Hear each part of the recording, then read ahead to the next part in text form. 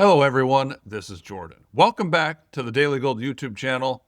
This video is being recorded on the late evening of Sunday, June 29th, 2025, and it is time for Macro Mondays. Thank you so much for tuning in. In this video, we're just going to keep it simple. There's one chart you need to follow, which is going to tell not only you, but me and everybody else when gold is going to make that next really big move higher. And it's going to get to $8,000 an ounce, maybe even higher than that. So I'll let you know what the chart is. Then I'll talk more about surrounding charts and information. Let's get right to it. So here's the chart. S&P 500 against gold, or you can say it's gold against the S&P 500. And this is where we are right now. Precious metals had a great start to the year, a great first half because of this breakdown in the ratio. S&P divided by gold. Look at this sharp breakdown here. It broke 4.5-year base of support right here in March, plunged lower. Now we've seen a pretty big snapback, and it looks like this is going to go farther, at least a little bit farther.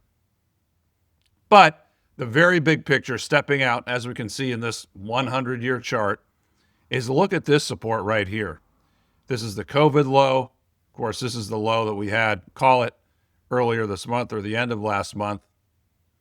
And so these are really significant lows. So when we see the S&P against gold roll over again and break this baby to the downside, quite simply, that will indicate just the masses in stocks moving out and moving into gold. Now, I don't think that's imminent yet because we've seen a bounce here and we've seen a pretty good bounce. This is stronger than like this bounce, for example, but stronger than this bounce. So far, it could end up stronger than this bounce, maybe not.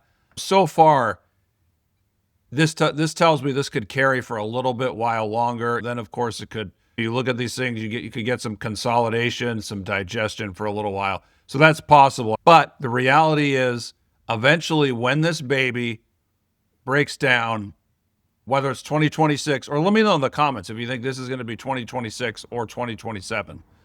When that happens, that's going to set the stage for not only $5,000 gold, but much higher than that, $8,000 gold.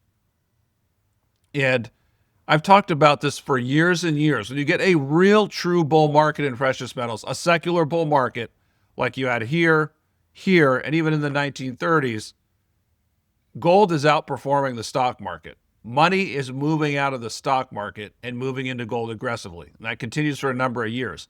And that is the one thing that's holding gold, keeping it back a little bit right now, keeping it from really going crazy. Because again, when this baby breaks this line to the downside, all hell breaks loose and gold's going to be moving towards 5 digits. So this is the one chart that will give us that answer. When is that next huge move coming or on the way or confirmed? It's confirmed when it breaks below this. Now let's talk about some surrounding information. So here we have the S&P 500, 40-month moving average here, the weekly equivalent. These red lines mark when the S&P broke below the 40-month moving average, whereas the arrows mark the secular peak. So you get the secular peak, then a little while after that. And at each of these three cases, it was about a year, about 12 months later, 12 months after the secular peak, then the market breaks below the 40-month moving average. Here and now, you go back earlier this year when the market made the bottom after that mini crash of 20% decline, it actually almost touched this moving average. So it's rallied again. It's made a new high. So this is going to continue. And I've talked about this in other videos. I liken what's happening now to this period. Now, remember, you couldn't buy gold pre-1971. And so, as I've said, the way gold and stocks have been acting relative to each other, very similar to the 1960s. And again, this is the S&P divided by gold. Same chart we were looking at before. So it broke below a clear triangle here. And of course, now we're rallying.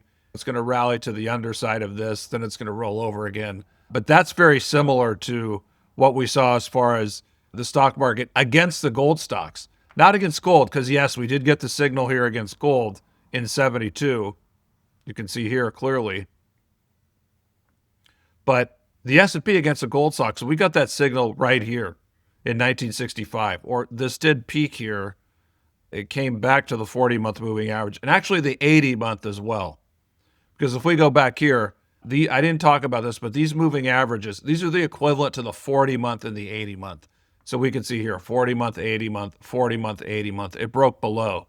So the 40-month and the 80-month are right here. So there is more room to rally, but the market broke below both those, and now they're both sloping down. So anyway, I wanted to throw that in. So anyway, this